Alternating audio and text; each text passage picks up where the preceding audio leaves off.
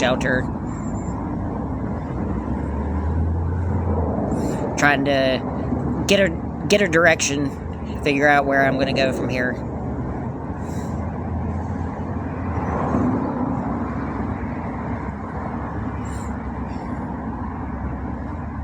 Well, I appreciate that, Jade.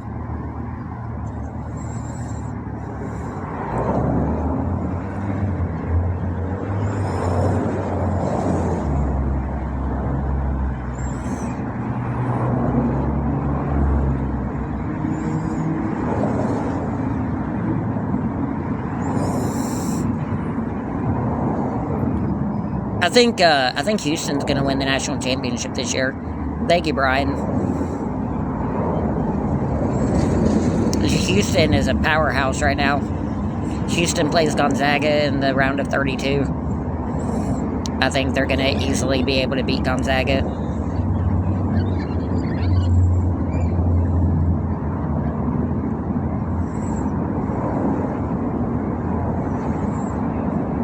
Gonzaga's lost some pretty bad games this year. I think Gonzaga lost to, like, Butler. Hey, Rhonda.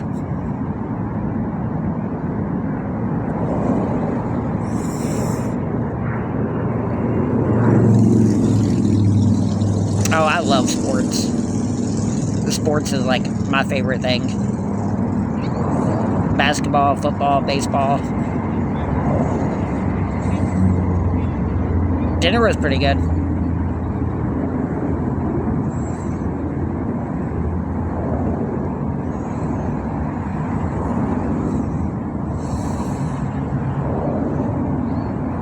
Yay for gaslighting.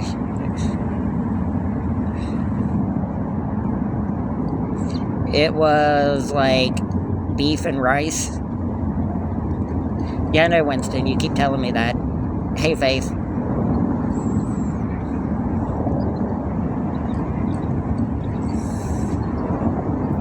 I'm doing pretty decent. Maybe this can be a sports kind of channel. I have been trying as hard as I can to make my channel about something. Either sports or wrestling or TV shows or movie reviews. I can just sit and talk about movies that I like Too Fast, Too Furious, which I talk about all the time. Because I don't think as many people find that movie as funny as I do. I think it's one of the funniest movies ever made. Like, the Fast and the Furious franchise is like this over-the-top, like extreme action movie. Like, the whole series is supposed to be like this serious, like, it's all about family kind of like action movie where like they go to space at one point in cars. And like everybody loves the movies, but Too Fast, Too Furious, I think, is like one of the funniest comedy movies of all time. Because like it hit right at the tail end of like the buddy comedy movie era. Like Lethal Weapon and Die Hard and Shanghai Nights and Shanghai Noon and Rush Hour. And then there was Too Fast, Too Furious. And I think it's one of the funniest movies ever made. And if you don't understand why and you haven't seen it in a while, you should go back and watch it. It is absolutely hysterical. Just the way that Tyrese and Paul Walker, two of the most non-gangster people ever on the planet, try to be like these badass undercover like gangsters. Is just absolutely hysterical. The way that they talk to each other, like everybody involved in that thing should have known right off the bat that they weren't naturals, that they were like undercover. Everybody should have been able to call them out on it like immediately. It's like, are you guys undercover? No, we're not undercover. We're street racers, just like you guys.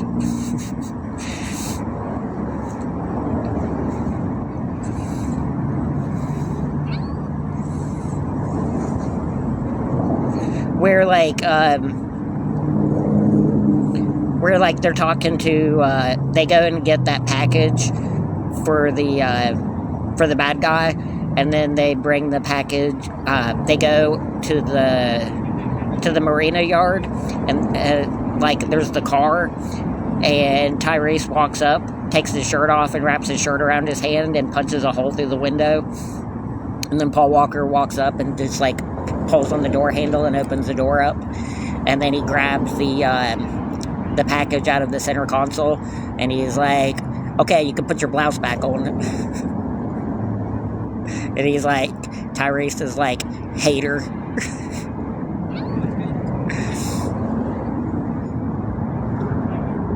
And then whenever the first part of the movie, whenever they meet up and they're at the Derby and they start fighting with each other, and then they're kicking and slapping at each other, and they're like, Paul Walker's like, you still feel like crap, you still fight like crap. It is absolutely hysterical. I love that movie.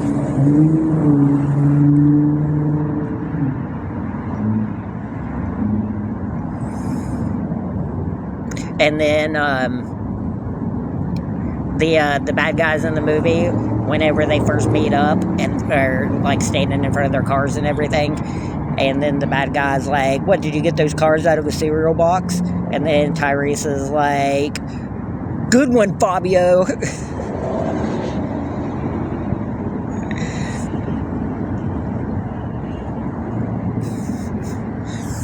Probably hundreds of times.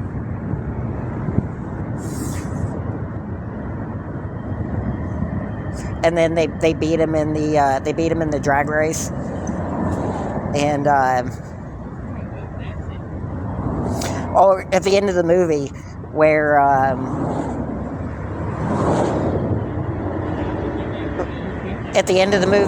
where they're gathering up all the money and stuff out of the boat, and they walk off together, and he's like, what are you going to do now? And he's like, thinking about opening up a garage. And he's like, what do you mean? And he's like, we ain't hungry no more, cuz.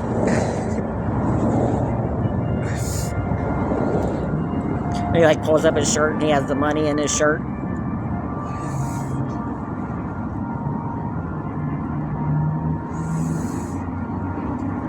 Even though they go right back on that, because at the beginning of the third Fast and the Furious movie, Paul Walker's back to being broke. Even though you can clearly see at the end of Too Fast, Too Furious, he has at least a couple $100,000 hidden in his shirt. It's they're well, we have to do this heist because we need the money. It's yeah, except for Paul Walker, except for Brian, because Brian has hundreds of thousands of dollars, and so does Tyrese's character. They basically split $1 million between the two of them, so they both had stacks of $100 bills, and a stack of $100 bills is what, $10,000 or something? A bank wrap of $100 bills is $10,000, isn't it?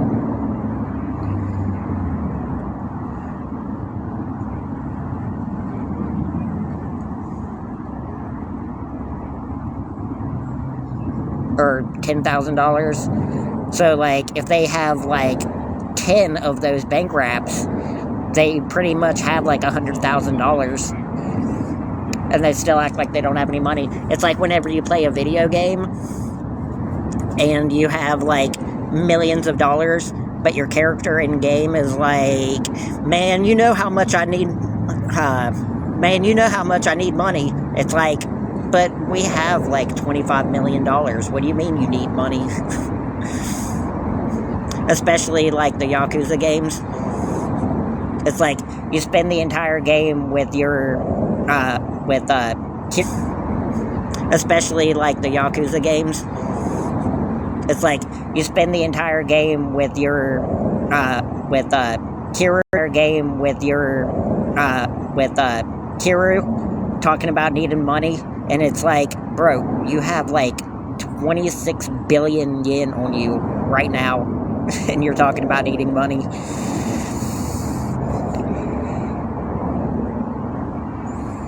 It's almost like at a certain point, like, at, like, the 4th or 5th Fast and the Furious movie, they just completely gave up and acknowledged the fact that none of the other movies happened. That's why Han came back. And people are like, well, he survived somehow. That's how he survived in Tokyo Drift. But, like, I know I keep... Sorry. Hey. How about you? Know your role, jabroni.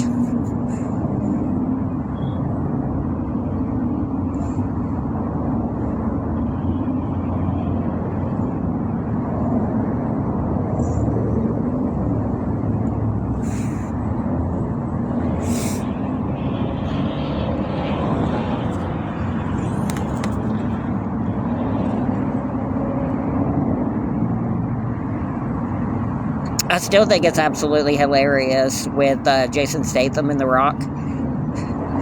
They're just like, yeah, they're immortal. Who cares?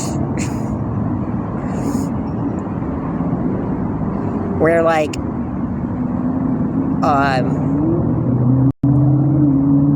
think it's Jason Statham.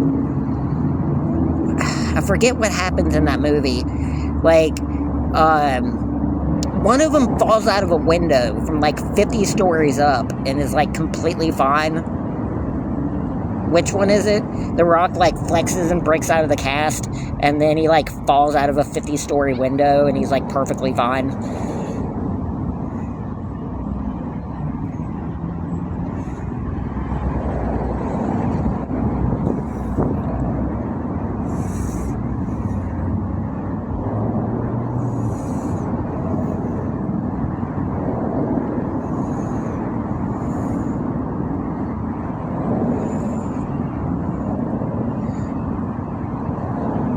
And then there's the part of that one movie where they're driving on the interstate and Vin Diesel drives his car straight at the barrier and he, like, jumps up on the hood of the car, and whenever it hits the barrier, he, like, jumps all the way across the gap in the interstate, catches Letty in the air, and then lands on the windshield of the other car on the other side of the interstate.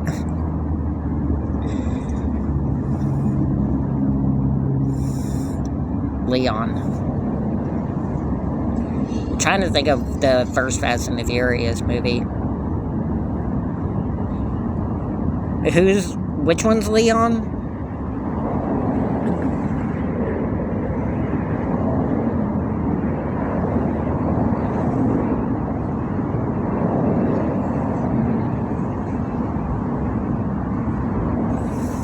He probably went to jail or something. Or The Rock ate him.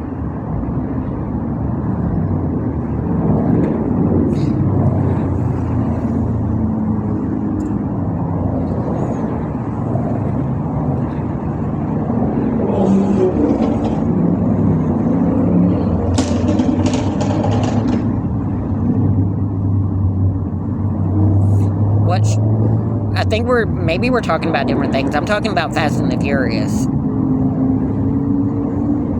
Not a show.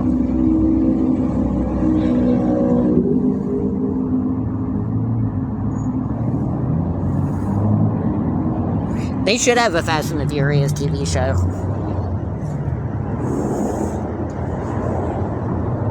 And end every episode with, like, a character questionably being offed, and then just have them come back in the next episode.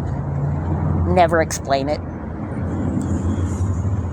Just have the episode end with, like, a giant explosion with one of the characters involved in it, and then just, like, have them come back in the next episode, and then just never explain it. it would drive people insane. And it would be funny.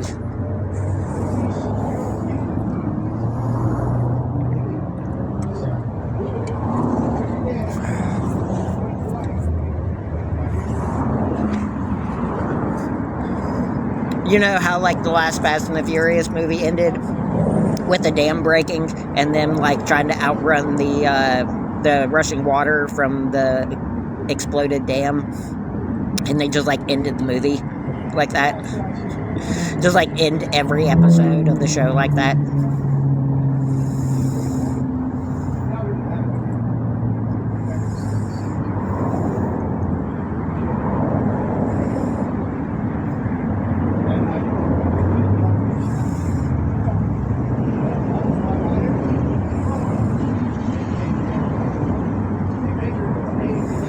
Have you guys ever seen, have you guys ever seen the show Letterkenny?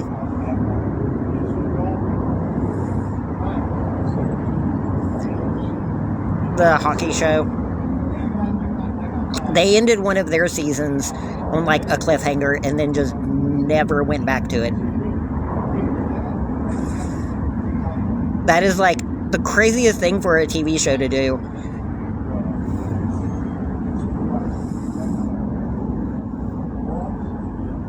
There were, like, 3 different cliffhangers. Like, one of the characters got pregnant by one of the other main characters. These, like, people came to, like, hunt this guy down to try to, like, hurt him. And, like, they were all in the driveway, and they were about ready to get into a confrontation. And then the season finale ended like that. And then the next season, it was just, like, a complete start to a brand new TV show.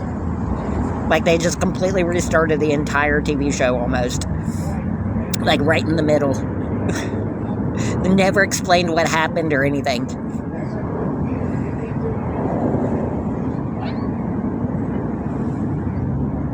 It was the weirdest thing ever. And now Shoresy's out, which is a spin-off to that. And it's on, like, its 6th season. Or it's been extended already to, like, 6 seasons. I think it's about ready to start its 5th season. Reacher is about ready to come back on, which is awesome. I'm so excited for that. I'm so excited for that. If you guys have never seen the show Reacher, it's really good. Or based off of the novel. And then based off of the Tom Cruise movie. This guy that's, like, the new Reacher could, like, eat Tom Cruise for breakfast.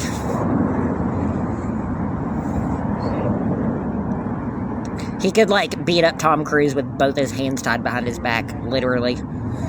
You sent me a Venmo to Westwells 86. Hold on. Let me look real quick. His back, literally. You sent me a Venmo to Westwells 86. Hold on. Let me look real quick.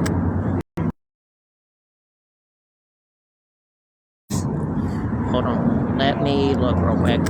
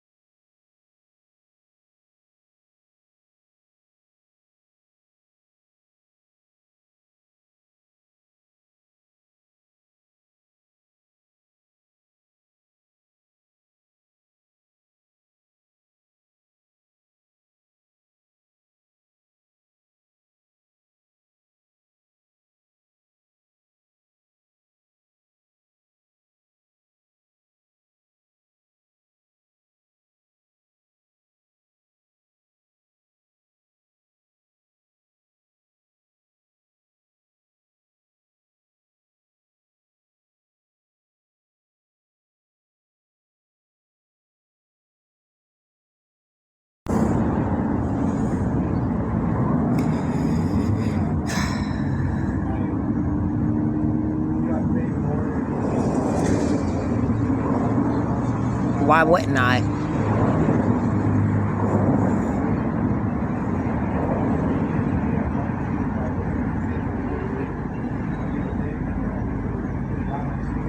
Yeah, like, it's so funny to lie to someone.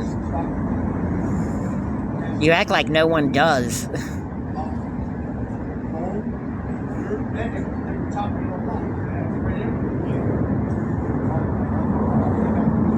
No, you didn't. I'm doing pretty decent today. Hey, Athena.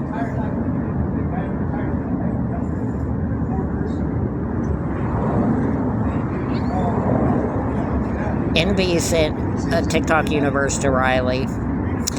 How lucky for Riley. I wish I could get a TikTok universe. I think the most expensive gift that I've ever gotten on here was like 3,000 something for for either a TikTok stars. Thank you, Jeremy.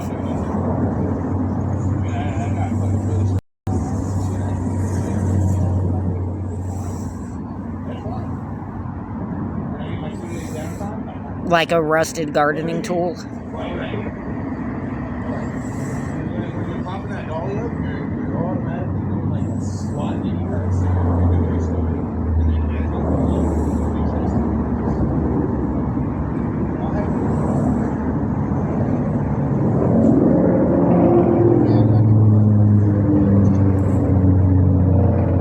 Dude, I freaking hate, like, adaptive lighting. I don't know why I keep turning it on. Dark.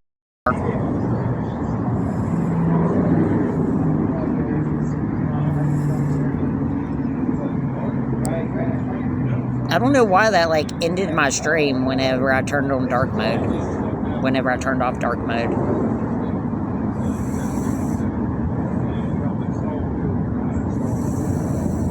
I can't join the army because I'm 37 years old.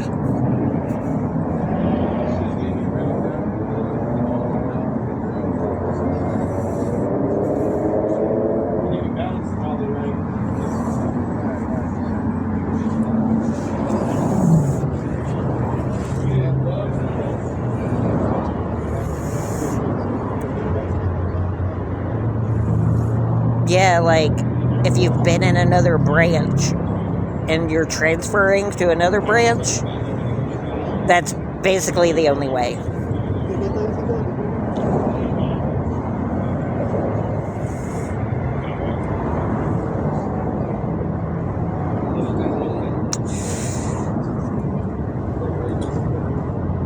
After you making fun of me for going and checking it, after you said that you did, I very, very highly doubt that you did.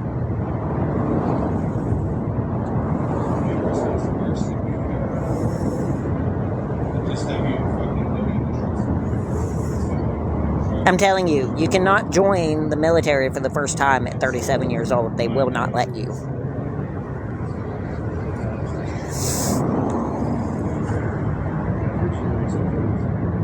Well, I mean, it's in my bio.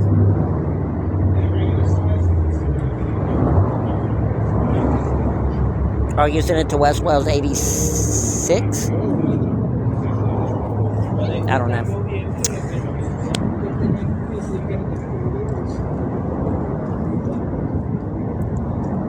Well, anyway, back to what I was talking about. Yeah, see, like, I'm trying to talk about TV shows and movies. And a couple of people have said things back, but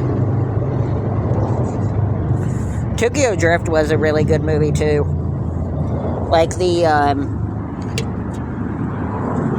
guy from Tokyo Drift who played the main character in Tokyo Drift is on an NCIS show now.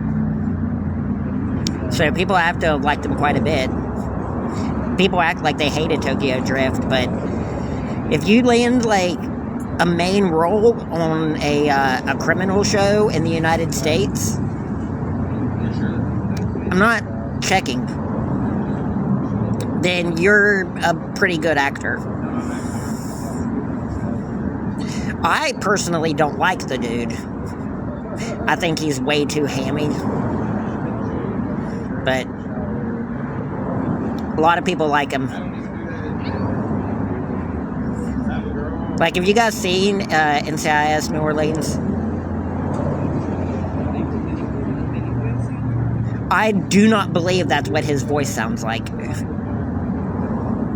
I mean, it was pretty bad in Tokyo Drift, and it still wasn't even that bad in Tokyo Drift. If you watch the new Fast and the Furious movie, the one that he came back in, and he gave Dom Letty's necklace back, which I still don't understand how he got a hold of it, but he gives Letty's necklace back.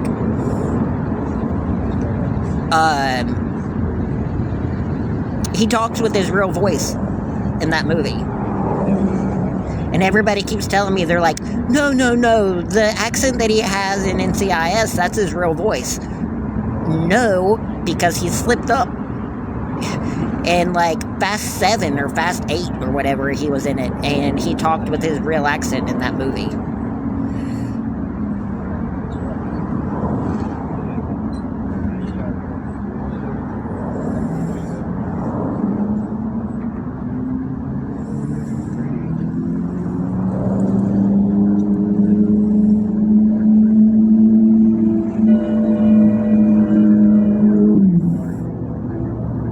And I guess somebody was like, no, don't do that.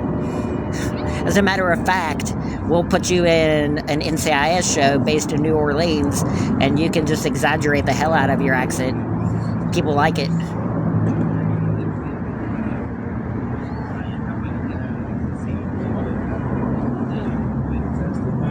Like, where were you on the night of September 25th, 2017?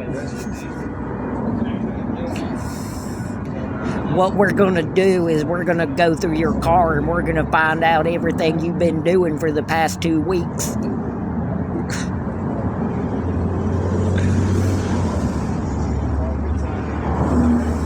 I'm Southern and I want everybody to know it, so I'm going to spend the entire TV show talking like this. It's kind of funny, but at the same time, it's like, no, nobody talks like that. Well, of course we do, because we're from New Orleans and we talk like Southern people talk.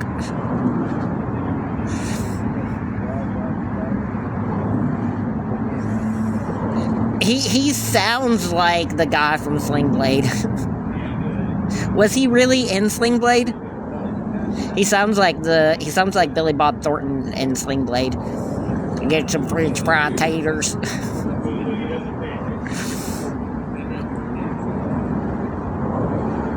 It's like whenever I was in North Carolina, people used to joke like that. Hey, Ozzy. People used to joke and talk with that kind of accent. So what are you guys going to do after school today? Well, I'm going to go home and I'm going to get some food, and then I don't know what I'm going to do after that. I did not know that. That is one of the coolest things I have ever found out on stream. I'm going to have to watch that now.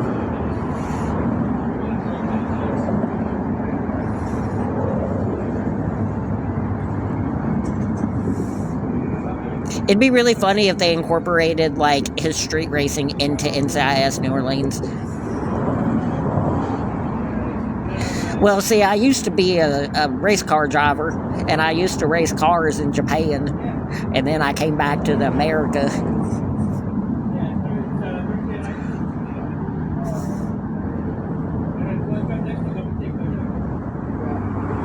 He sounds like a French Canadian doing an impression of a French American from Louisiana. Thank you, Avi.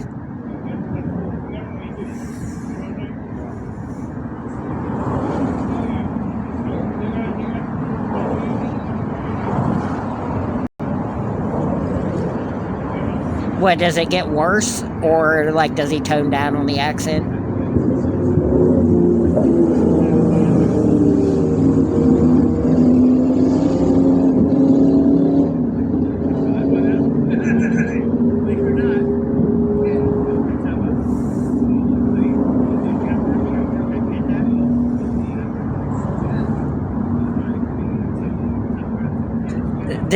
Did the old people watching NCIS get sick and tired of it and start complaining about it?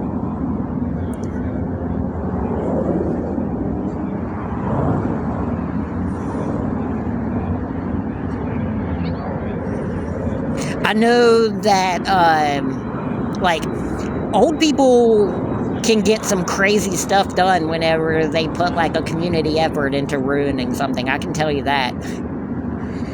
Like, have you guys seen the stuff going on with Wheel of Fortune? There's 15 people in here. Where have all my viewers gone? Like, people hate Ryan Seacrest. And I knew it would happen. I knew that nobody would approve of Ryan Seacrest being the host of Wheel of Fortune. And the craziest thing is that Pat Sajak was forced out. Like, he didn't want to leave.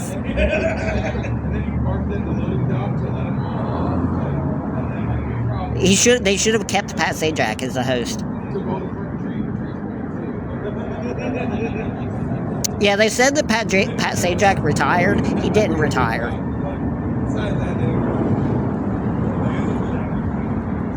He wanted the same contract that he's been getting. He wanted to get paid the same amount of money that he's been getting paid basically the entire TV show. And for some reason, they were just like, no, we're not going to pay you that. We don't have the funds to pay you what we've been paying you, so you have to take a pay cut. And then they hired Ryan Seacrest for like twice as much money.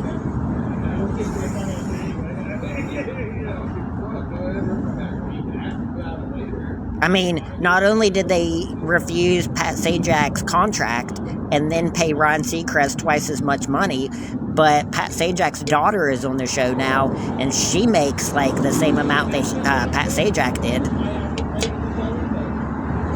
Like, Pat Sajak's daughter makes like, I think close to like $1 million or a couple $1 million a year.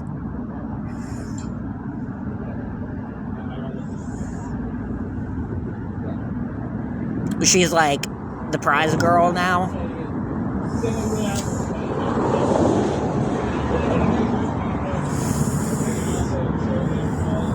Like, there's a lot of stuff that they changed about the show.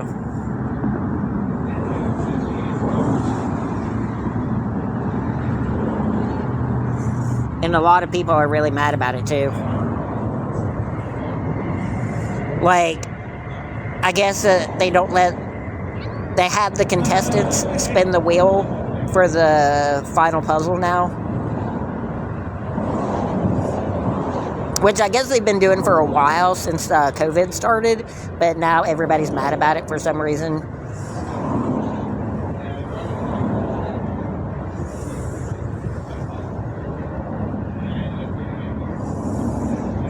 They said, people have been saying that the prizes have been going down a lot. Where, like, every vacation trip is like a joke now. Where it's like a hotel in like Reno, Nevada, or like Tucson, Arizona, where it's like, why does anyone want to go there? This is supposed to be a prize that people want to win.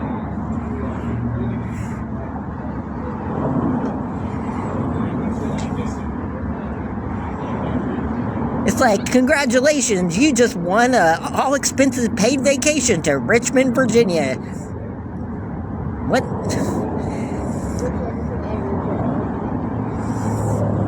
There was one prize puzzle that really, really made everybody really, really furious. And I don't think it was intended to be the way that it was, but it made everybody really, really furious. And I don't think it was intended to be the way that it was, but oh my god, talk about two really, really weird, like, talk about two really weird coincidences lining up at exactly the wrong time.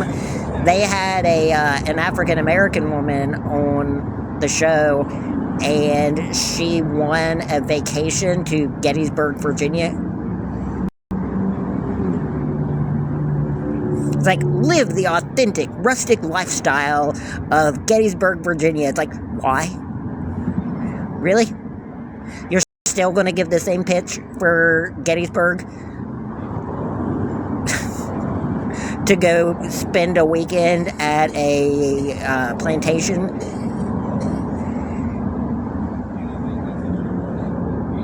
It's like, it's not too late to back out. You filmed the show in advance. You could edit that out and redo that. Thank you, Tanya.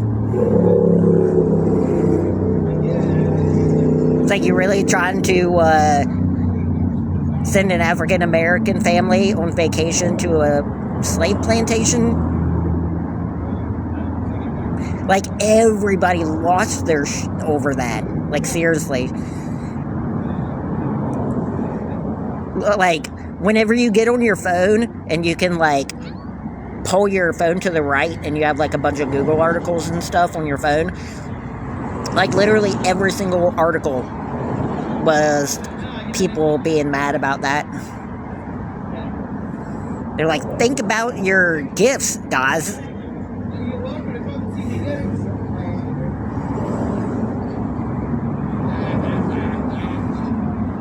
What are you gonna do next? Send somebody that just got out of Guantanamo Bay to a vacation in Cuba?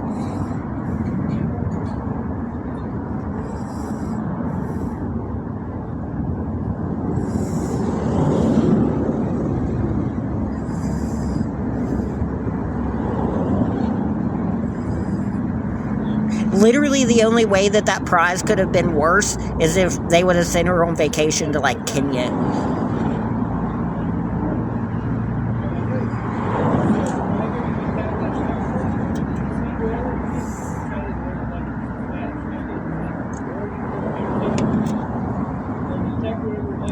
I heard about it because I am a pop culture snob, and I pay attention to everything involving pop culture. TV shows, movies.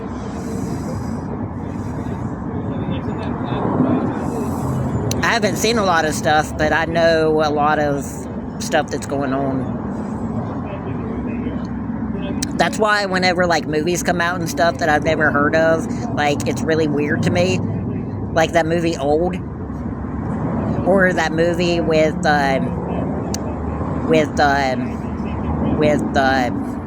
Kylo Ren dude, Adam Driver, where he was, like, on that planet with that girl that didn't speak the same language as him, like the deaf girl, and they had to, like, find the spaceship together.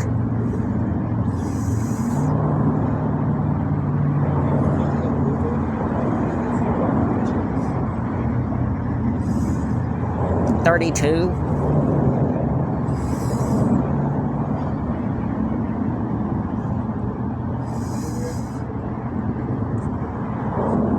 Like, I just found out about that movie that came out just recently with Chris Pratt in it. Is Chris Pratt just, like, literally always filming movies, like, 24 hours a day? Is that what Chris Pratt's doing with his life now? Hey, Habs fan. Because I swear a new Chris Pratt movie comes out, like, once a month.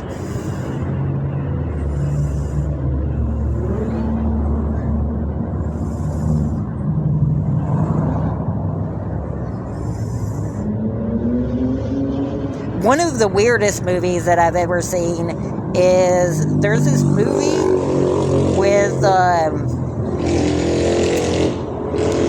what's her name?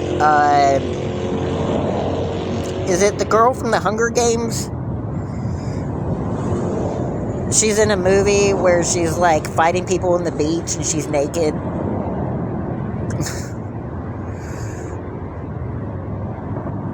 So dumb. It is probably one of the, like,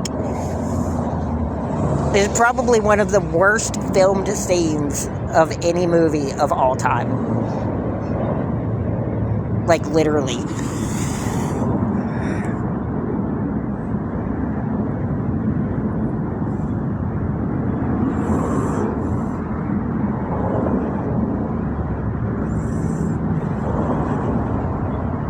And then there's that movie that she's in with Chris Pratt where they're on the spaceship. That movie's awful.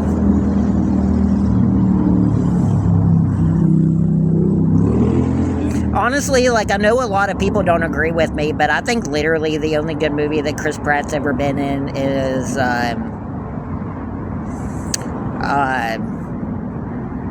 Guardians of the Galaxy.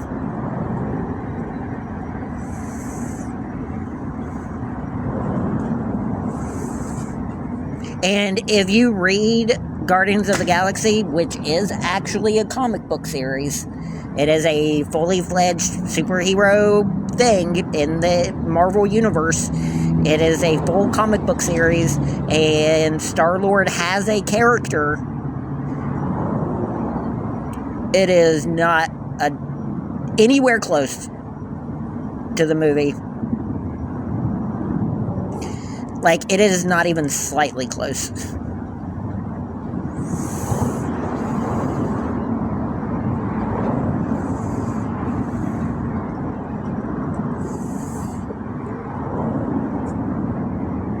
It is like somebody dropped acid and then read the Guardians of the Galaxy comic books and then made a movie about it. None of the characters in the movies are anything like their characters in the comics. Probably the only one that's even close is Zoe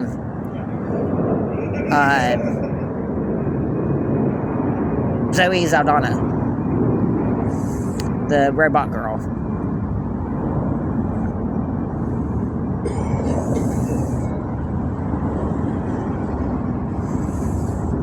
Right? Zoe's the robot girl, right?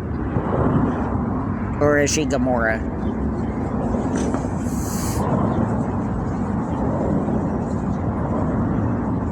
Yeah, I think Zoe's Gamora. But, like, even Thanos, in the Marvel Universe isn't anything like his character in the comics either. Like, in the movie, they say that his motive for snapping away half of all life in the universe is to maintain balance. It even became like a meme where it's like all things perfectly balanced as they should be. But like in the comic books, he snaps away half of the life in the universe, and he does it so that he can impress Lady Death. Because him and Deadpool have like a relationship with Lady Death where it's like a love triangle. And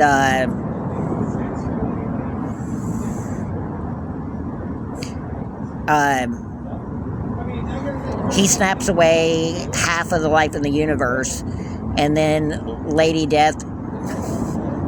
That's not how that works, Luna.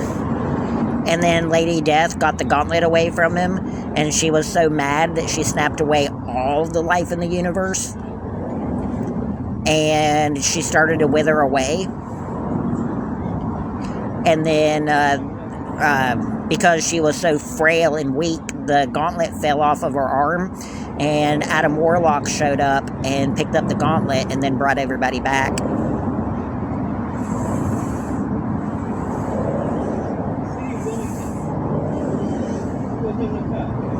It wasn't like a battle or anything. It was just like a conversation between Thanos, Lady Death, and Adam Warlock, where Thanos snapped away half the life in the universe, and he was like, okay, Lady Death, are you impressed now? Look at what I just did. And she was like, no, that's ridiculous. Why would you do that? You're going to ruin everything in the universe. So she just got mad and snapped everyone away, and then Adam Warlock showed up and brought everybody back. But in the MCU, Lady Death and Adam Warlock weren't even in the series at that point. So they couldn't even do it right. I don't know why they bothered before they had the characters. Like, they should have signed all of the licensing deals and then did it. They should have done the movies exactly like the comic books. It would have been a lot better. Instead, there's like 1,000 plot holes in the movies. And people were like, well, how did this happen? How did this happen? Because they took half of the story and then tried to make like a 30-movie series based off of it. There's like 100 more characters that they should have had in the movies than what they did.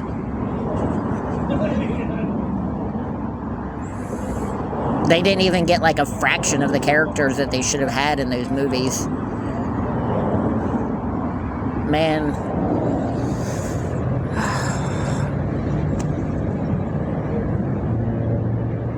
My mouth movements don't match my words because there's not good enough lighting out here. That's what having bad lighting does. That's probably why there's only 13 people watching. But there's not much I can do about that.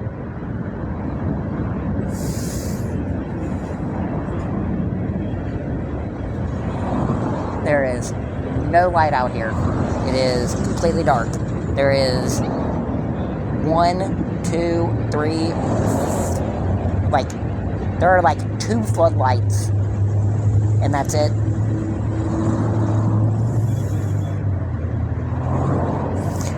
Yeah, it is the light. Lighting affects the quality of your stream. That's why whenever you first start streaming, it says find a well-lit area to maintain quality for your stream.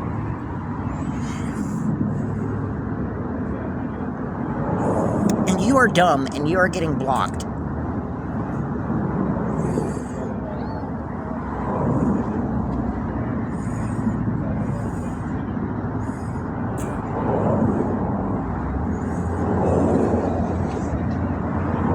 Don't try to tell me something about streaming that I know.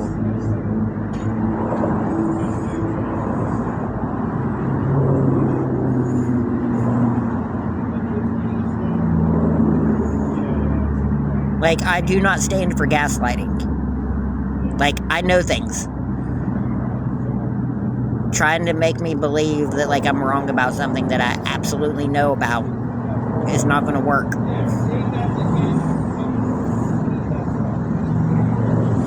That's why I don't really like streaming at nighttime.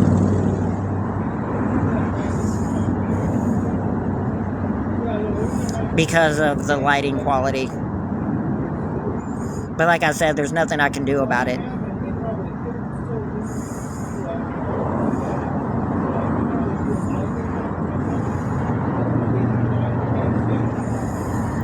That's why we have like single-digit number of people watching. Like, I am extremely grateful to be at this place that I'm at, but, like, our streams are gonna, like, start to are gonna suffer, like, pretty bad being here, I think. I don't think the stream quality is very good. Like, I think it might be lagging a little bit on top of the lighting problem. Like, there's just, like, a million different things wrong right now. During the daytime, everything seems fine. I might just have to, like, keep my phone charged. That way I can get up early in the morning and then stream throughout the day while it's light out. Since I'm going to have to stop streaming at, like, 7 o'clock. It should be getting to the point soon where it's going to start staying light out until, like, 10 o'clock. Or, like, 9:30. Sometime soon, within the next month or so, I think.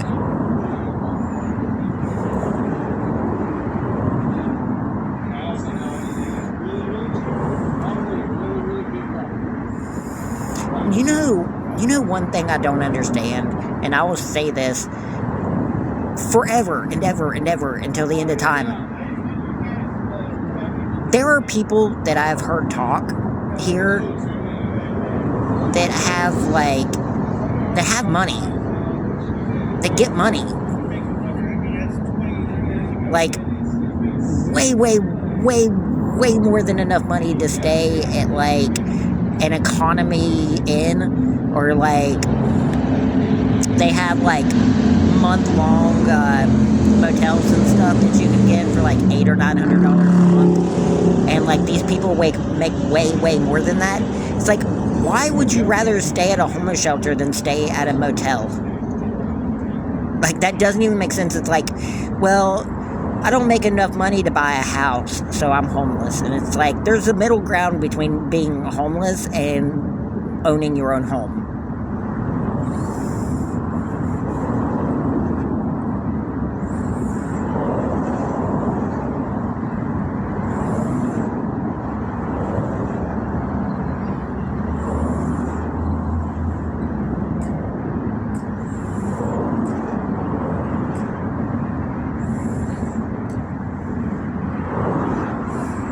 Like, yeah, owning your own home is going to be crazy expensive.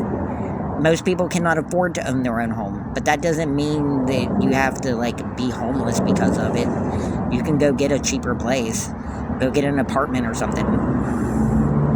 You know? But there are just some people who just refuse to stay at, like, apartments to the point where, like, they'd rather be homeless than live in an apartment. It's like, but you're living in a homeless shelter. How is that not worse than living in an apartment? I have no idea, but there's some pretty rundown parts of town around here. I'm pretty sure that you can get a place for like less than $1,000.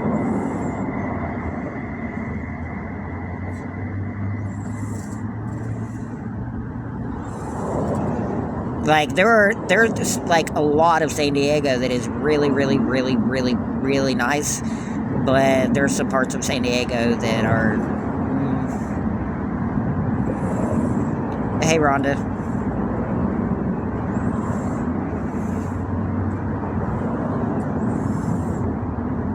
Like, if you go up near UC San Diego in La Jolla, I think it's called... Like, there's places up there where the houses are like several millions of dollars.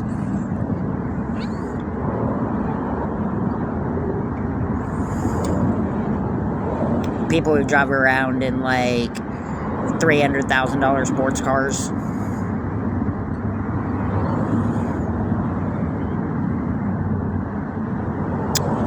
I don't know where I want to go, honestly. I keep thinking I want to go back to West Virginia. Somewhere cheaper, somewhere smaller.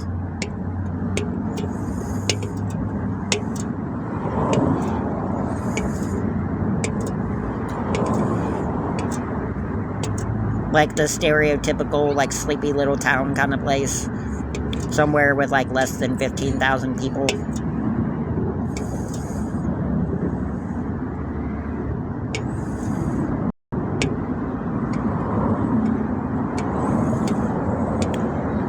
It is automobiles. Spaceships driving on the road.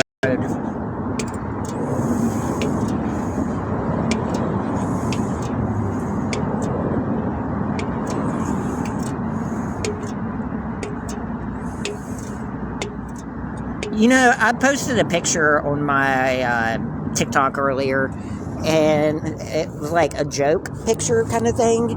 But in all honesty, like, we should be so much further ahead than what we are as a society right now. Like, if people could just, like, all get on the same page and try to work together, like, I just don't understand why it is that, like, things are the way that they are.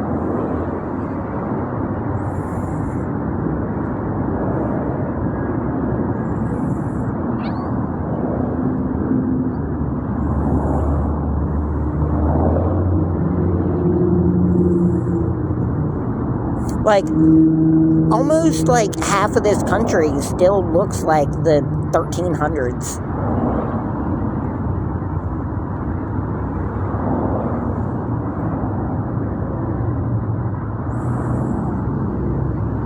Like, even San Diego, which is, like, one of the most prosperous cities in the entire country.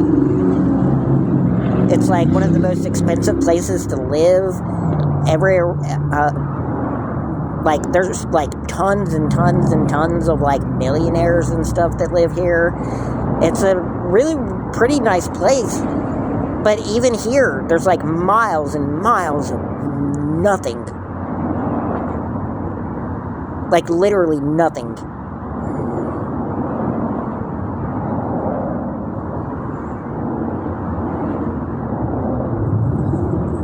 Just, like, empty warehouses, parking lots for miles, where there's just, like, nothing, absolutely nothing. You can walk for, like, 5 or 6 miles in one direction in certain places around here and not pass by a single business.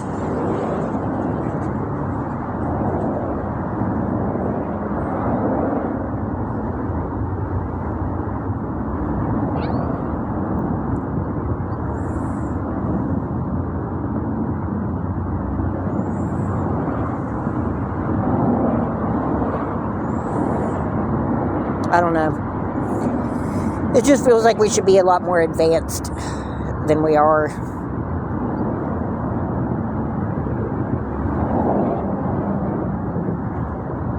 Yeah, no, there's only 26 people. At one point, there was only like a couple people in here for like probably 15, 20 minutes. I think it's because I'm in the middle of nowhere right now. And, I don't know. Or it's just a really bad time and nobody's online. I don't know. Ever since I came here, my view count's been going down a lot.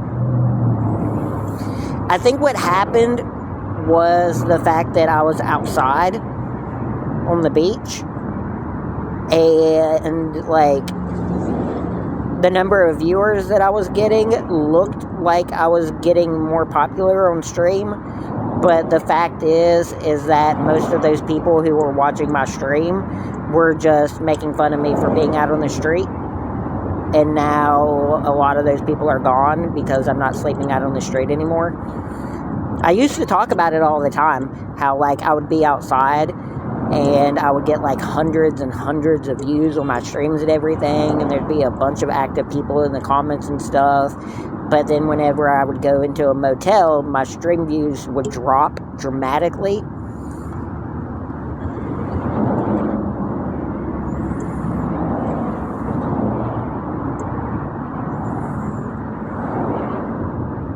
Pretty much the same thing that's happening right now, I think.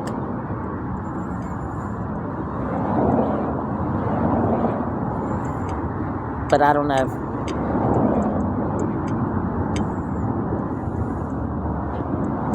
I don't know what's going on. I'm at 29%. I don't know what's going on. I'm at 29%. That's good. I actually charged my solar charger battery because for some reason my solar charger battery like charges and stays charged way longer than my phone battery.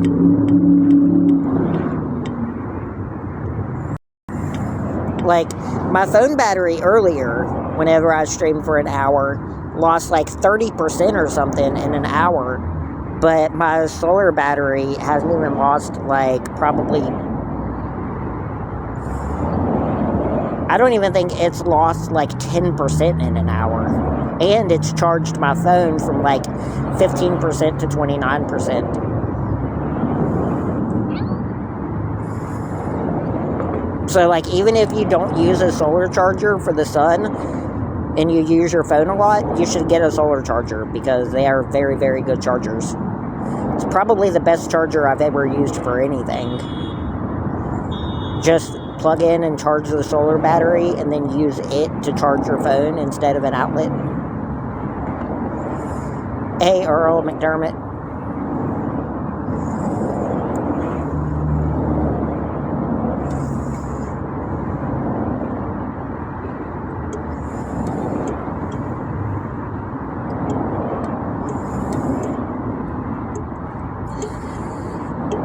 Do you want to trade me like a dragon?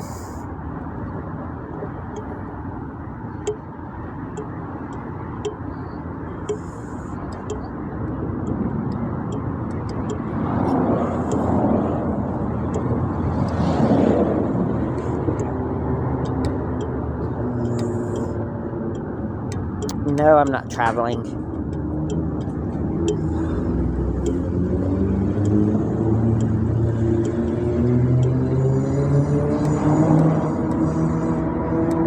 In case anybody doesn't know,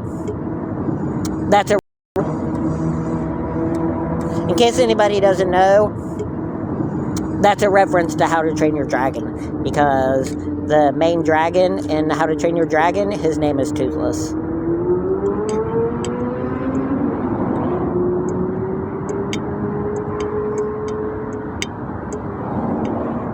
World of Gumball.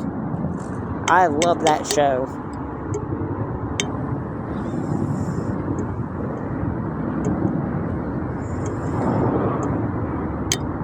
I'm in a shelter.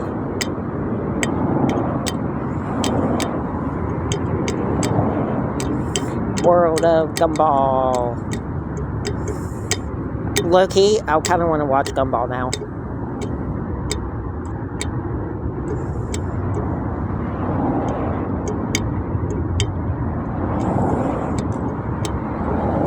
Or Foster's Home for Imaginary Friends. Hey, look, we're up to 40 people now. 41.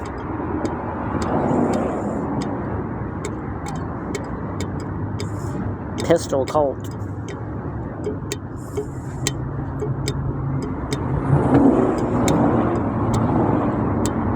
That reminds me of Supernatural.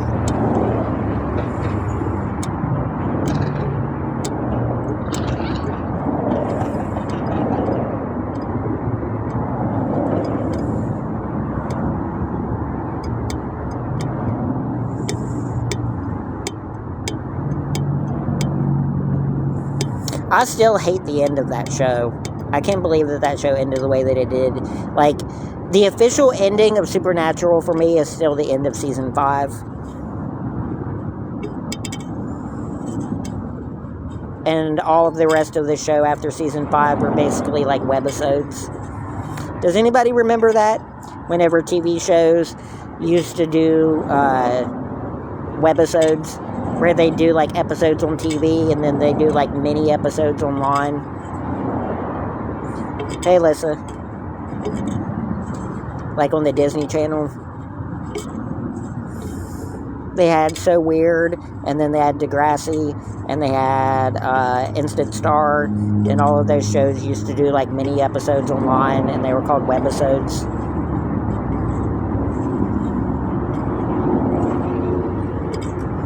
Instant Star got canceled and it went off of TV, and then they finished the TV show by releasing a bunch of webisodes to show what happened to the characters.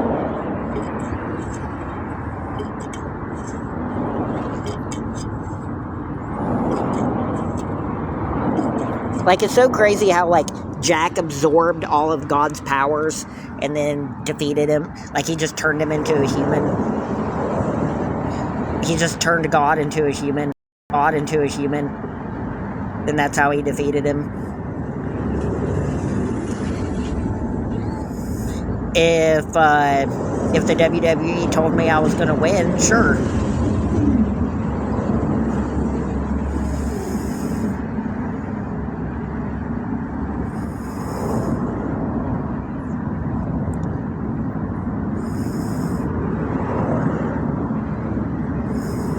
I would probably have to pay millions of dollars to get CM Punk to agree to lose to me, but, you know, if the WWE arranged the match and told me and CM Punk that I was going to win, then sure. I don't understand what the fact, like, people are so lame for insults now that, like, one of the biggest insults that I've been getting on my channel over the past couple of days has literally been like, you know wrestling's fake, right? No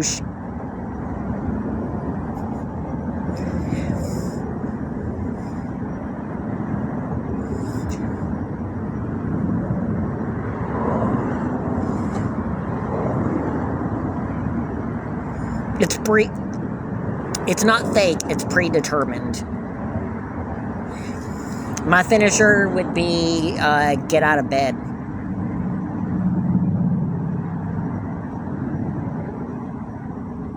Because CM Punk's finisher is go to sleep. My finisher would be get out of bed.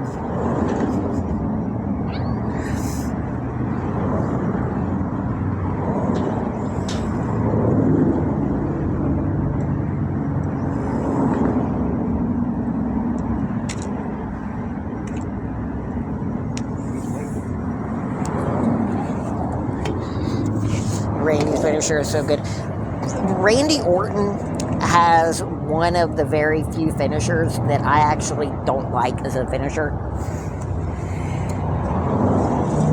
Like, I like the RKO. Sometimes it looks really good. But whenever you watch him do it, it doesn't ever look like he's doing a wrestling move to another person. You know what I mean?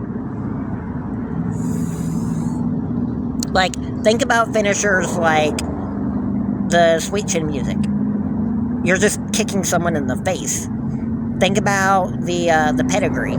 He kicks you in the stomach, bends you over, puts your head between his legs, puts your arms up, and then plants you on your face. Hey, Caitlin.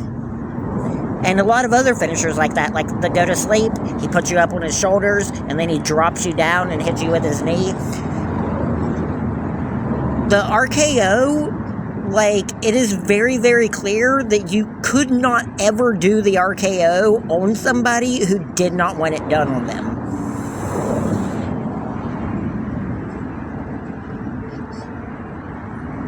Like, it's very clearly, like, most of the work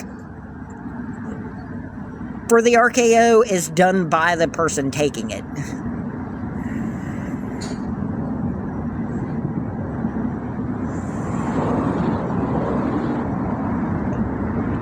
Hey, Soaps and Suds.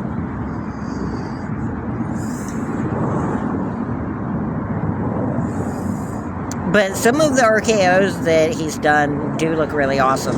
Like, doing an RKO on somebody that has just jumped off the top rope looks really cool.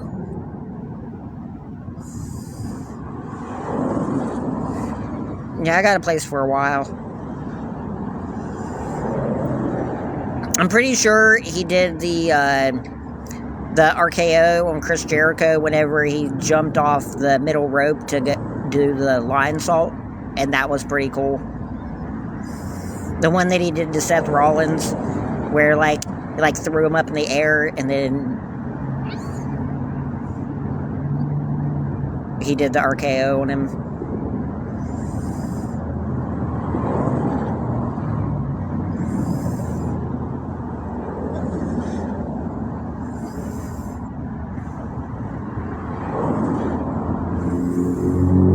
Or, like, a lot of Randy Orton's moves are like that, too. Where, like, the move where he does the double DDT on the ropes. If you do not want that move done to you, there is no way he's going to do it to you. You would literally have to be unconscious. Where he pulls two people all the way through the ropes to, like, their feet. And then he does, like, a double DDT.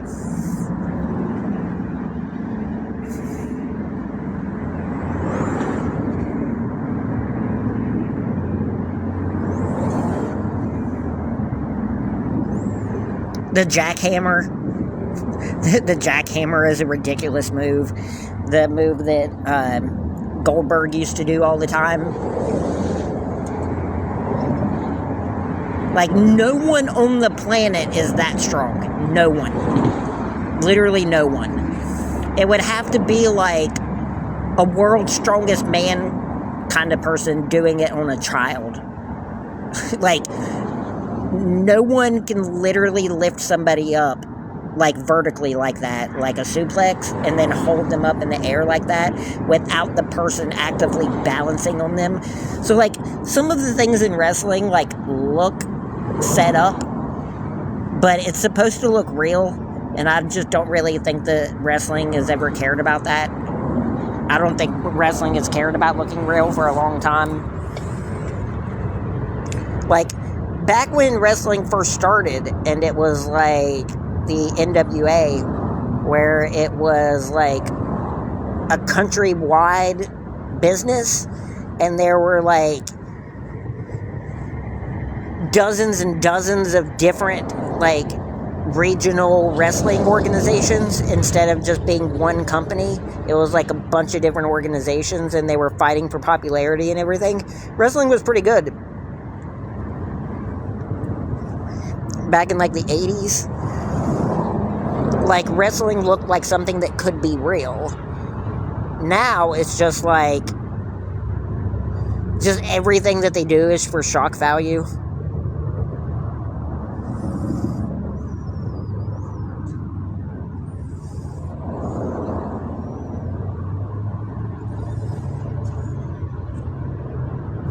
watch this guy do a Hurricane Rana to somebody off of the fan barricade onto somebody onto the floor. It's like, I have had somebody do that to me. It's not that impressive. Thank you, Soaps.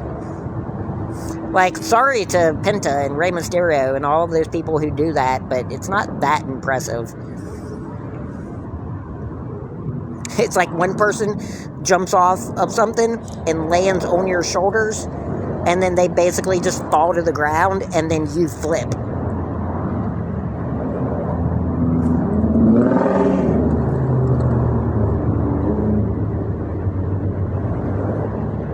So the person taking the move does more than the person actually doing it, because all they do is jump off of something and land on your shoulders, and then you have to, like, guide them all the way down through onto the ground, and then you have to flip over top of them. Because nobody's legs are strong enough to flip somebody like that. It's like doing a suplex. The person taking the suplex has to do a lot more work than the person doing it.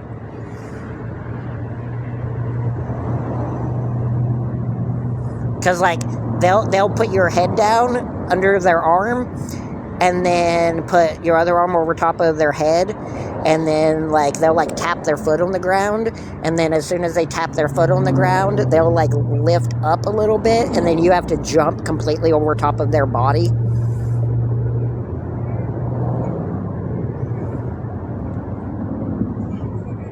That's why anytime you see somebody do, like, a suplex on somebody, it's extremely impressive. Especially with, like, a bigger wrestler. Like whenever Brock Lesnar does a suplex to somebody like Braun Strowman. That is extremely impressive that Braun Strowman is able to do a standing front flip.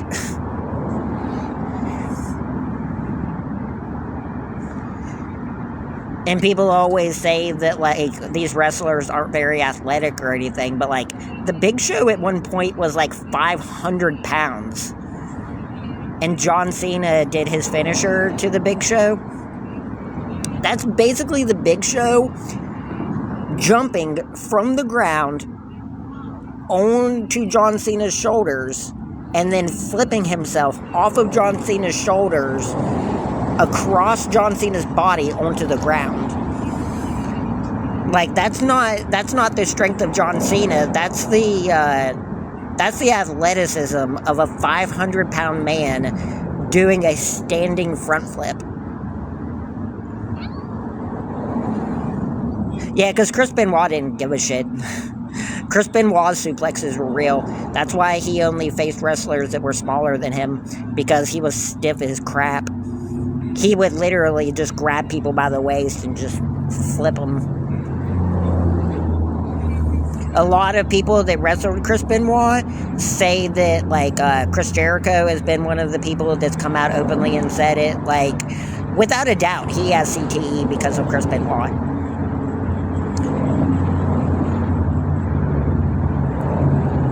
Yeah, Eddie Guerrero did that too, but Eddie Guerrero was a lot safer with it. Eddie Guerrero did it and called it the Three Amigos.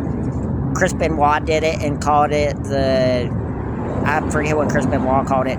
But yeah, there are a bunch of wrestlers who wrestled with Chris Benoit who say that 100% for sure they have CTE because of Chris Benoit. Chris Benoit used to do his suplexes, and he used to drop people straight on their heads. Like, when you do a back suplex like that, you're supposed to drop the person on the back of their shoulders. But Chris Benoit would just go straight up and come straight back down, and, like, he would bend his knees too much when he did it. So, like, instead of arching and then going backwards like this, he would arch his feet too much and basically just come back like a back bend, and he would drop people straight on the tops of their heads.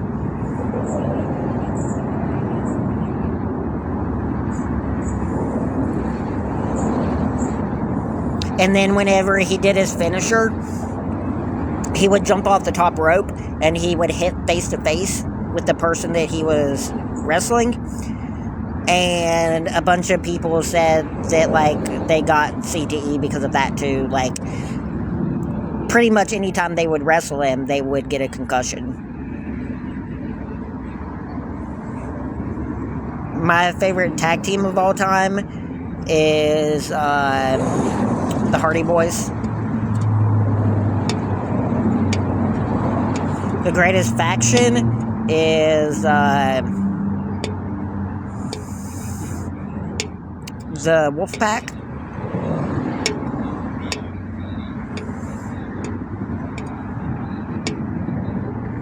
And my favorite wrestler of all time is AJ Styles.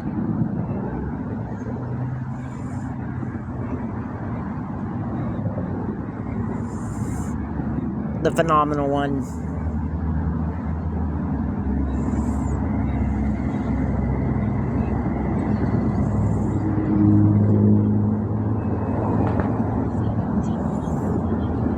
Do you guys ever have, like, recurring dreams of living somewhere that, like, you've never lived or been to?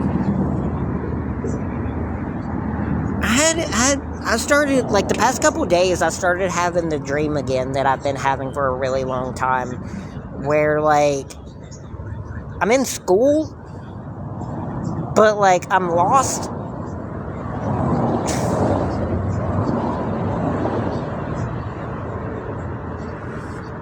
Like, the day for school will start, and I will be in school, but I won't have my schedule for my classes, and I'll have to go to the office and get my schedule.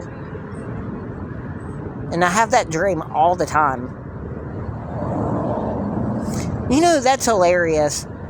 Like, it's like a Mandela effect kind of thing, where people call Bret the Hitman Hart.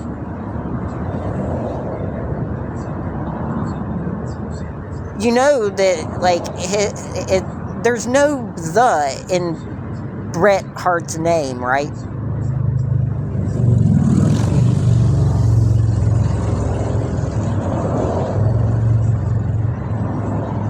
Like, his nickname is Hitman.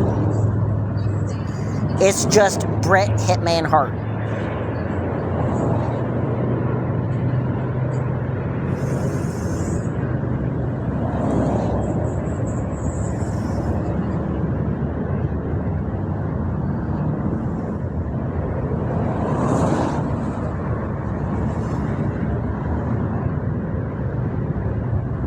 It's Bret parentheses Hitman Hart.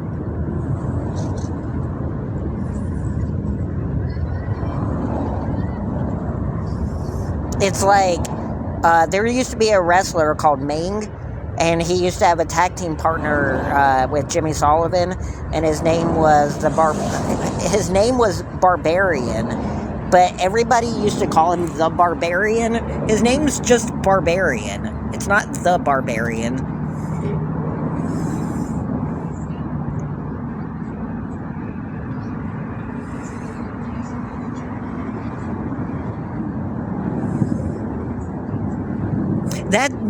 No, like, I changed my name. That's probably one of my favorite tag teams of all time. Ming and Barbarian, with Jimmy Sullivan as their manager. Or Edge and Gangrel.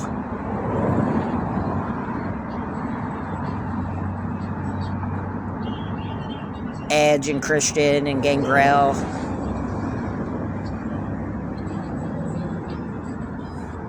Stupid D-bag. Hulk the D-bag Hogan. Hey, Moo Pig. I hate that man. More than I've ever hated any celebrity or wrestler or anything ever. I hate Hogan a lot. Almost as much as I hate Kid Rock. Kid Cock.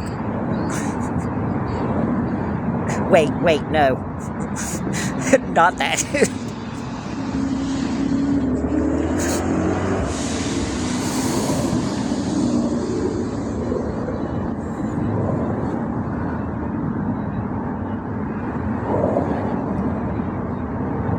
I didn't think that out before I said it. I was trying to make fun of Kid Rock's name, and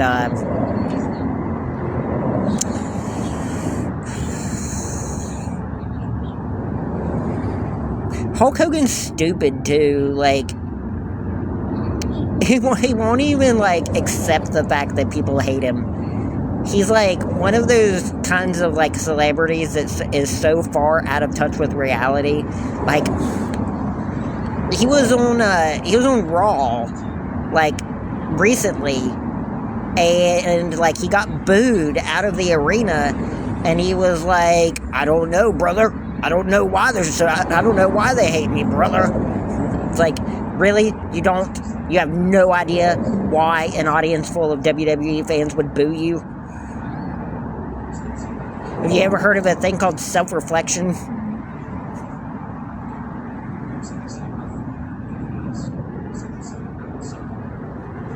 It is just absolutely astonishing that somebody can be that out of touch with reality, to have millions and millions of people hate your guts and have no idea why.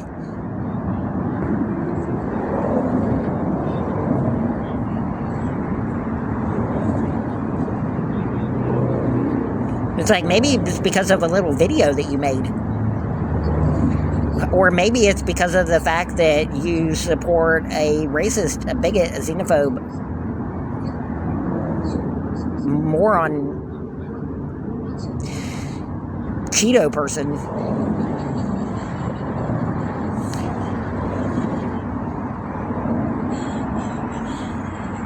That might make, I don't know, roughly half of all people hate you.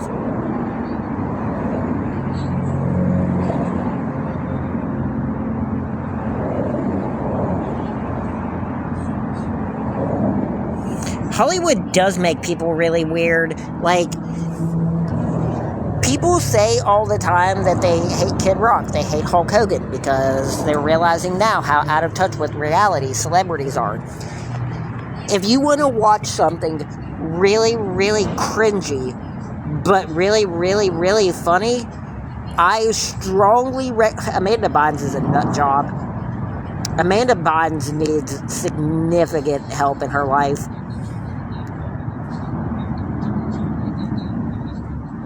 Amanda Bynes needs rehab and therapy and counseling. I don't know what's going on with that girl. Yeah, I have, unfortunately. You should watch, you should look up on YouTube. You should look up celebrities being out of touch with reality videos. It is absolutely astonishing. See how many celebrities, like, actually don't know how much the price for a gallon of milk is. Like, they'll, like, sit down and they'll talk to celebrities, and they'll try to figure out what's going on in the world and try to discuss topics like politics and stuff with them. It is mind-blowing. There are still people who were, like, yeah, like, Amanda Bynes had a video, like, I want to say it was recently, where she, like, had a slip, had a wardrobe malfunction in one of her videos, try to get PR. She has, like, tattoos and piercings and stuff now. Yeah, like, there's celebrities who are like, how much is a gallon of milk? I don't know, like, $30? Like, what? You think a gallon of milk is like $30?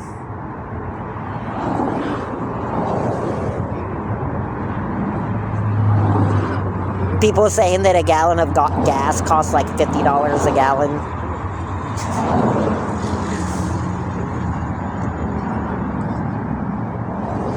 There are legitimately, like, tons of celebrities who have been questioned, like Bruce Willis. I know he has, like, a brain thing, but he was questioned at one point, like, early on in his career. He was questioned about, like, who the vice president was or something, and had no idea, and people made fun of him for that.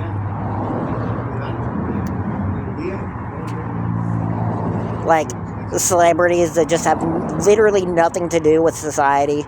They just go from, like, filming movies, like, filming one movie to another movie to another movie to another movie, where they're just literally either on vacation or on movie sets, like, literally all of their time. And just have assistants and aides that do literally everything for them. That's why I tell people all the time, like, I cannot imagine, like, Kristen Bell and Dax Shepard ever just go out on, like, a Saturday afternoon and go grocery shopping at the local grocery store. I can't imagine that they ever go out and sit in, like, a public movie theater together and have a date night.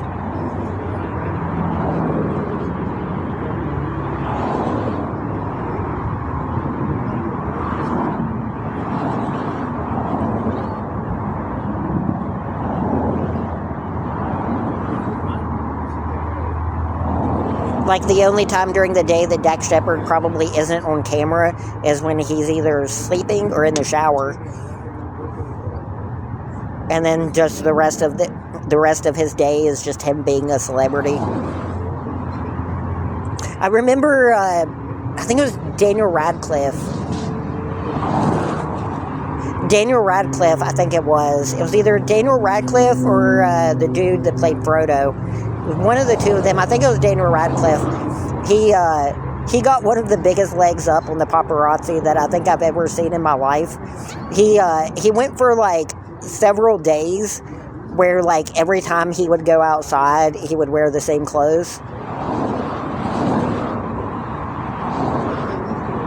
And, like, it was, like, on the front page of, like, every newspaper and everything, how, like, it was making the paparazzi, like, extremely furious.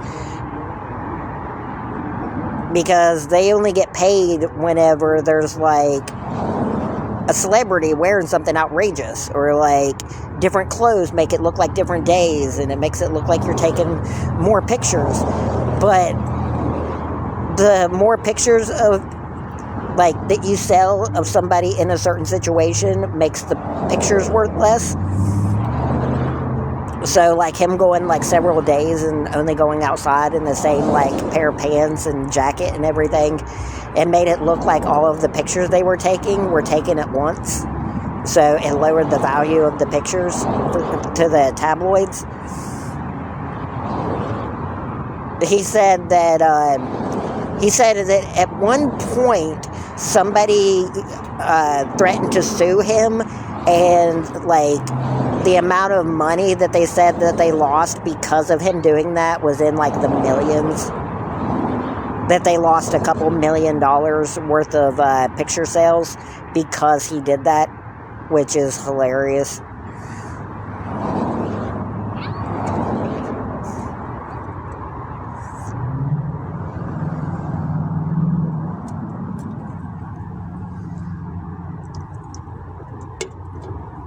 You can look it up on Google. Like, I encourage you to look it up on Google and read about it.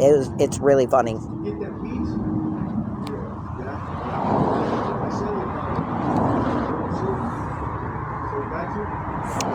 The only celebrity that I've ever met in person was Hacksaw Jim Duggan, the wrestler.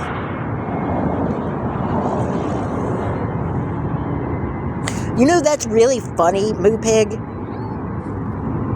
I've asked about that a bunch of times before.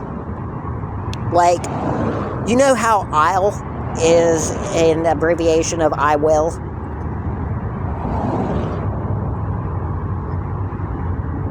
Like, whenever you ask somebody if they're going to do something and they say, I will, no, like, I wonder how many people actually say I'll instead of I will, like, in that context. Because I don't think I've ever had anybody answer me that way.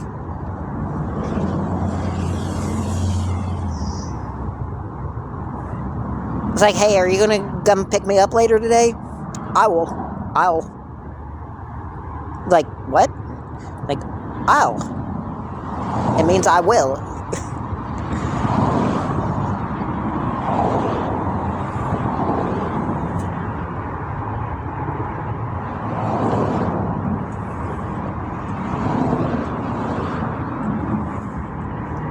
Oh, yeah. Or people who say, I could care less. That one bothers me the most. That's like probably my biggest pet peeve in the world as far as like language goes. People who say irregardless.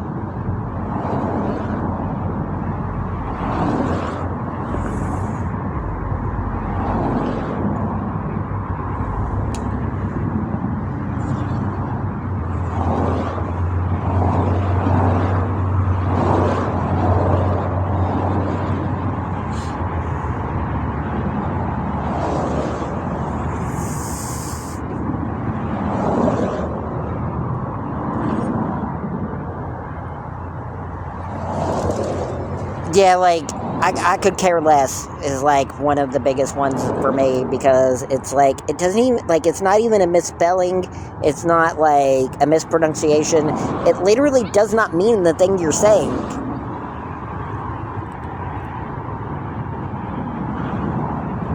And it's one of the biggest examples of that kind of thing, too.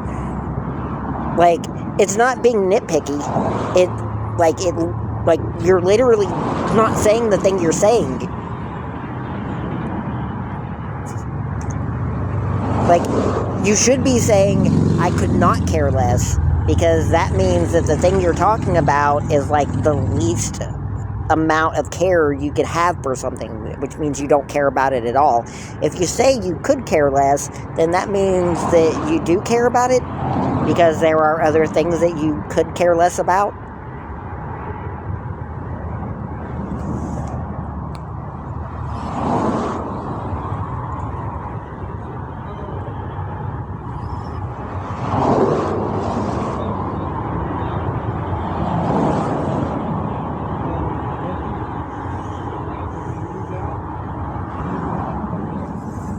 Yeah, I don't understand some people.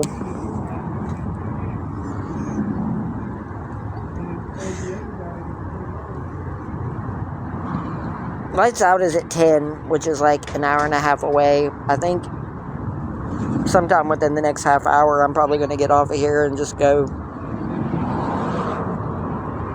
lay in early.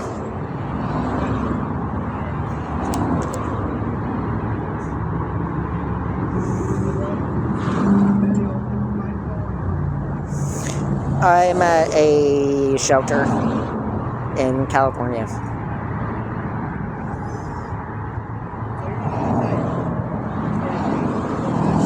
Apparently in the middle of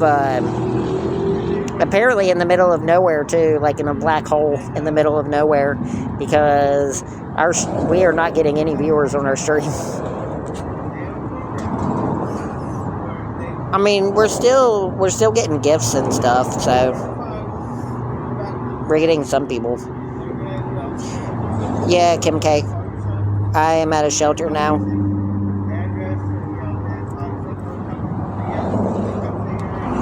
So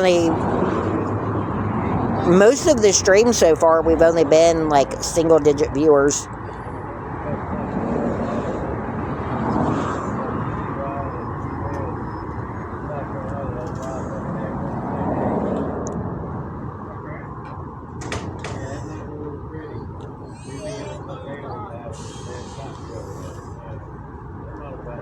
Jeez.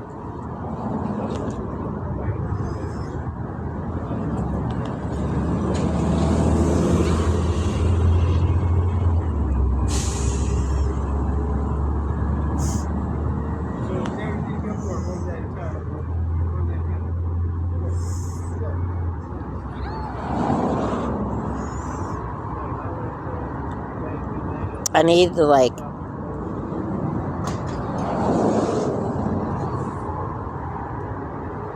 what? That?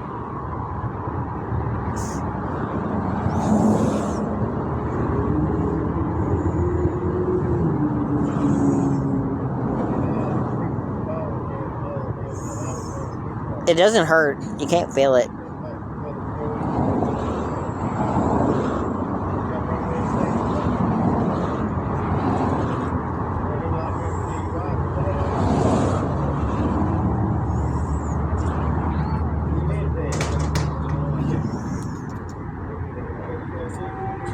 Like, I've always had, like, a really weird thing where, like, I can't, like,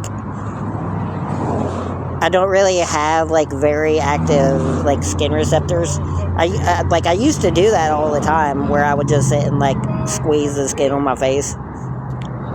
I can't feel that, like, at all.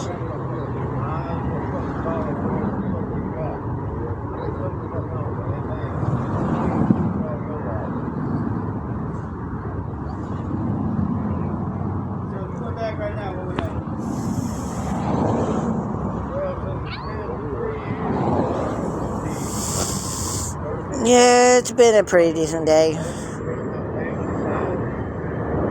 Hey, Brandy.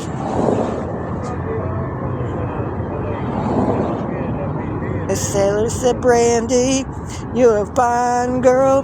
What a good wife you would be.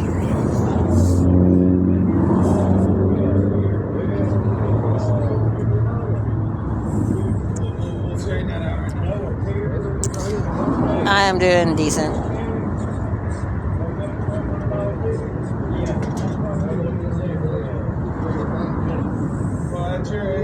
I love that song. The Brandy, You're a Fine Girl song, and what is it? Break the Chain, or The Chain by Fleetwood Mac, and then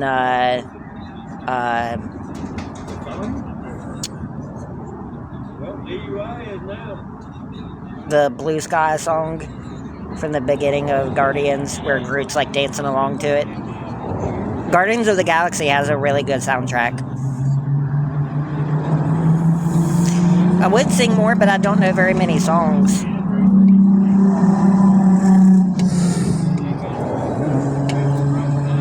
Do you wear a locket from the north of Spain?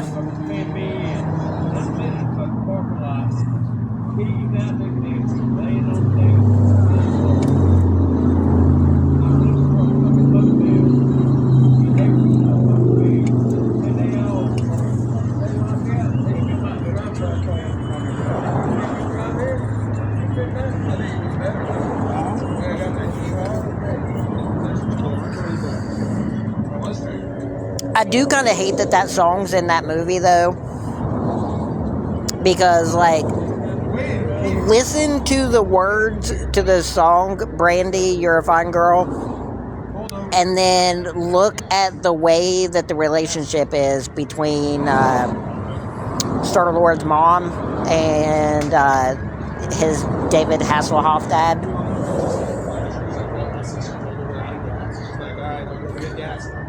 Like, the song makes it seem like the man wants to be with the woman, but he can't because he has a life, like, that he has to go live and everything at sea. But Star-Lord's dad is just a womanizer.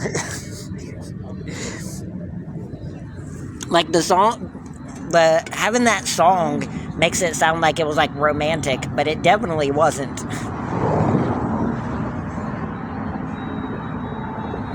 It makes Star-Lord's dad seem like a good person, even though he absolutely wasn't.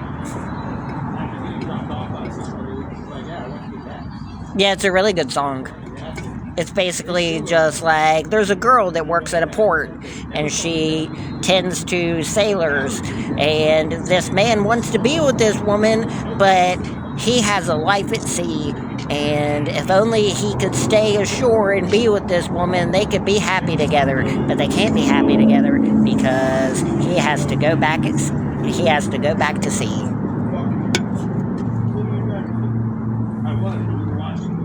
There's a quote, and I used to hear Herman Melville, maybe. I used to hear it all the time because I used to watch a film theory video, a game theory video with Matt Pat, where he quoted it at the beginning of one of his Minecraft episodes, where it's like, there are three kinds of people. Those are alive, those who are dead, and those who are at sea.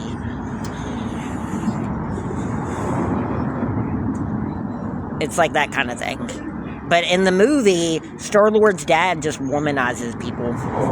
Like, he just tries to get with as many women as he can to try to pass on his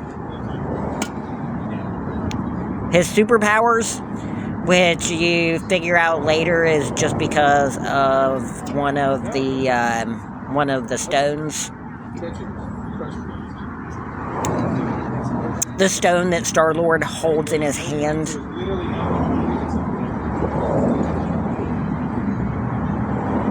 Which makes literally no sense.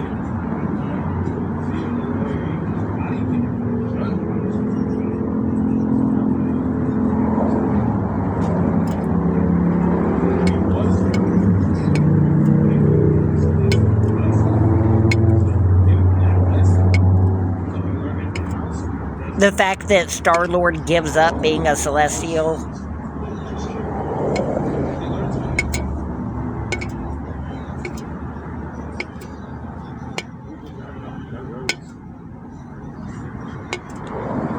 It's funny, too, because they made Star-Lord into a Celestial, but Thanos, who is actually a Celestial, isn't one.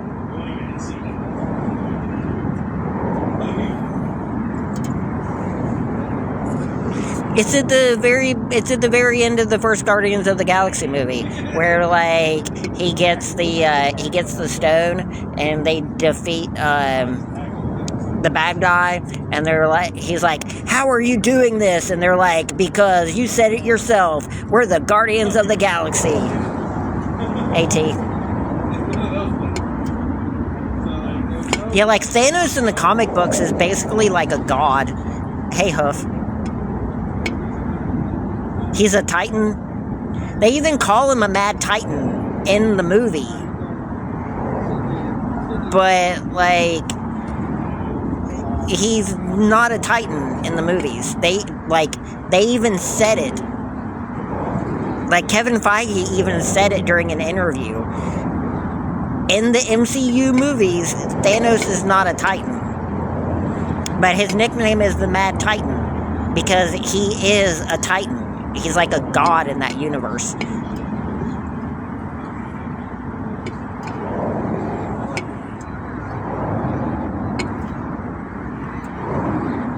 Like Thanos came back from the end of time.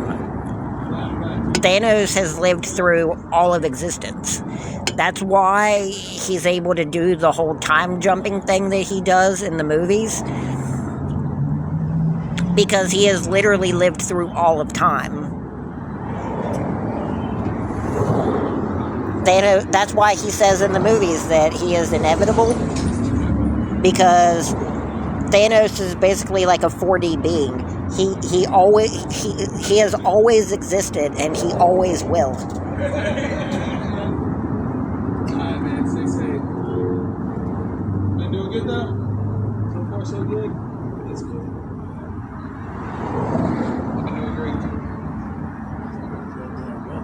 Thanos doesn't have to time travel or anything because Thanos always exists at some point in reality at all times.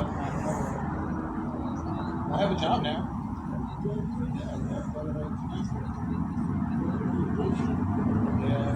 Yeah, but it's like this day, like you go in and that's the problem. It's like I wake up at 3 o'clock. That's the excuse that they give, at least, for being able to kill him off dozens of times in the comic books. Like, they make it seem like he's, like, unkillable in the movies. But in the comic books, Drax, who's played by Batista in the movies, he literally just straight up punches through his body. Like, he just punches a hole through Thanos' body.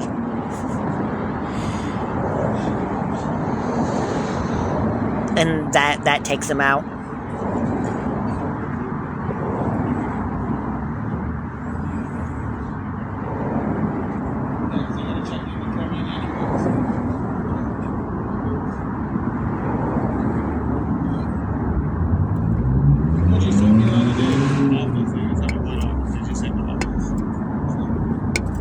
Like, Star-Lord is, like, talking to him.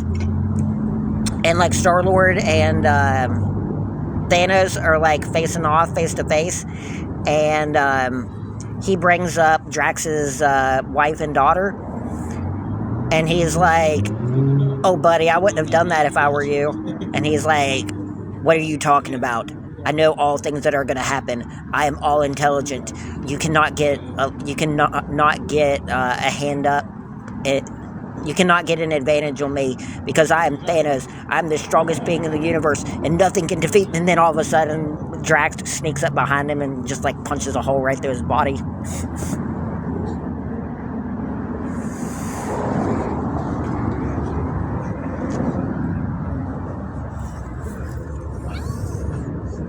Because in the comic books, that thing that he does, where like he says, "If I move really slowly, you won't be able to know that I'm here.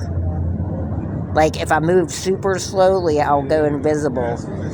In the comic books, like, that actually happens. Like, that was a reference to the comic books. People just took it as, like, a meme joke and made it into a meme. But in the comic books, that really happens. Like, that's a real thing in the comic books. And Groot taught him how to do it. You can literally move so slowly that you turn invisible. It's only a trait that Drax has, because Drax isn't human. And it's something to do with their species.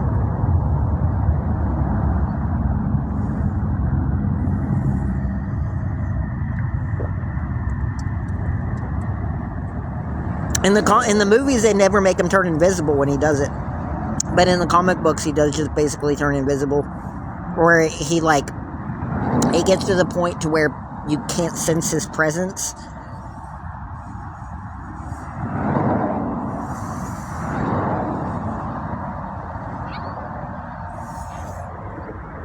Like, he can literally be standing, like, right behind you with his hand, like, an inch away from your back. And you just have no idea that he's there, even if you have, like, the ability to detect things around you, like Spider-Man does.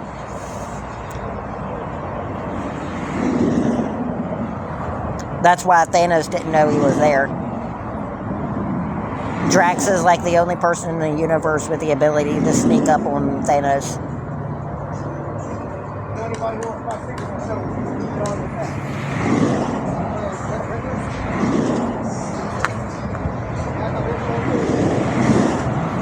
Do I like anime? I love anime. Anime is awesome. Is it cold right now? It's kind of chilly. But I am the strongest being in the universe. Nobody can get a leg up on me. Nobody can get an advantage over Drax, over Thanos, because I'm the most powerful being in all the universe. Oh, there's my heart outside of my body.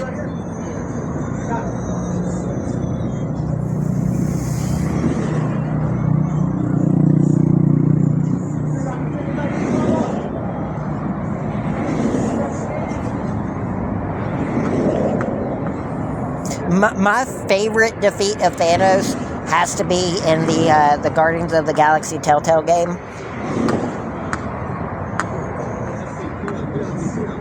Where for like, they were like literally surprised.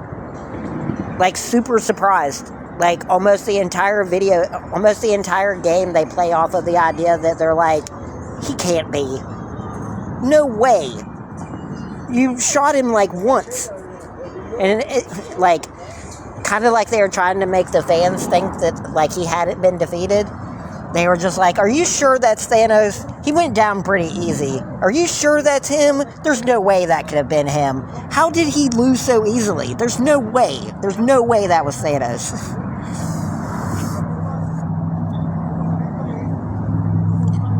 It's like, so did they beat him or not? What are you doing? Why are you trying to mess with your fans like this? $4 package. No, I'm the sailboat fella in Bermuda. Bermuda, Bahama, come on, baby mama, won't you take me to Jamaica? No, my pretty mama.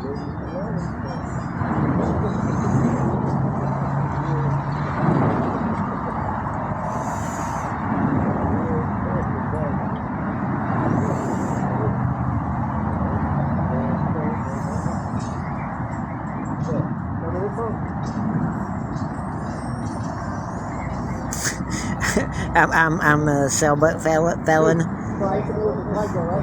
I'm getting sleepy too. I think I'm gonna have a cigarette and then go to bed. Which means I think I'm gonna get off of here till the morning.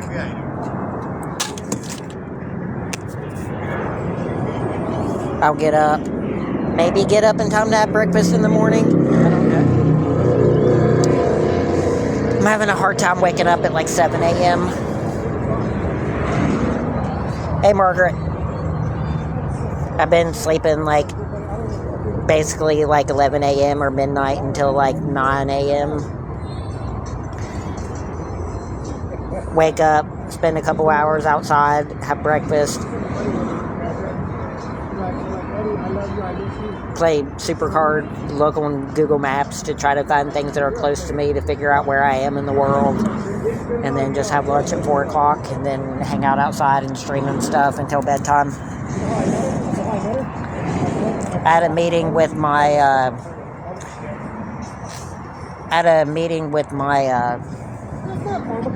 my counselor woman this morning, and then we had a house meeting at 5:30. So I had 2 meetings today.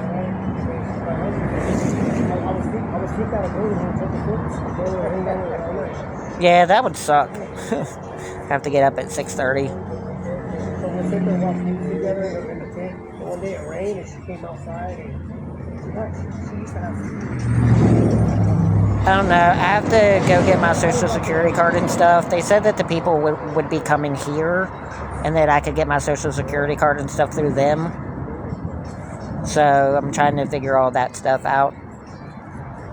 Like, I could get my food stamp card through people who come here and do it. I can get my social security card through people who come here and do it. So, I don't know. And they have, like, training programs and stuff here, too, where you can get, like, certification in something. So, I'm going to, like, try to figure that whole thing out. I don't know. It's a really nice place. It's like a rehabilitation and, like, vocational shelter.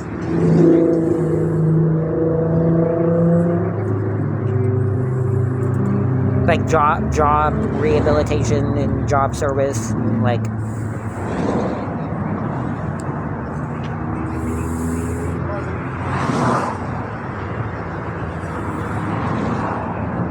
I still feel kind of weird telling people exactly where I am, but if I told you exactly where I was, it would make a lot of sense.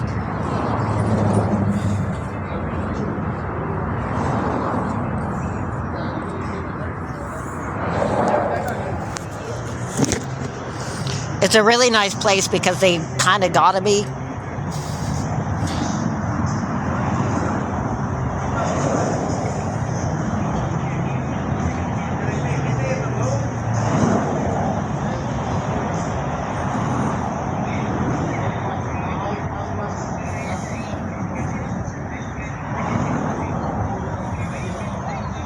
Me too.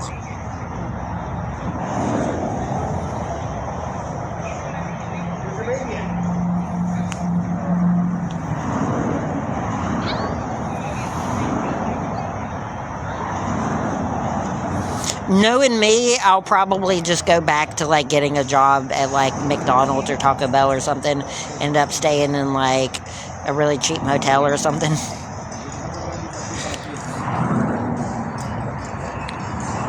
I don't know, but we'll see. Like I said, I'm going to go ahead and get off of here, though. And, I'll be back on in the morning.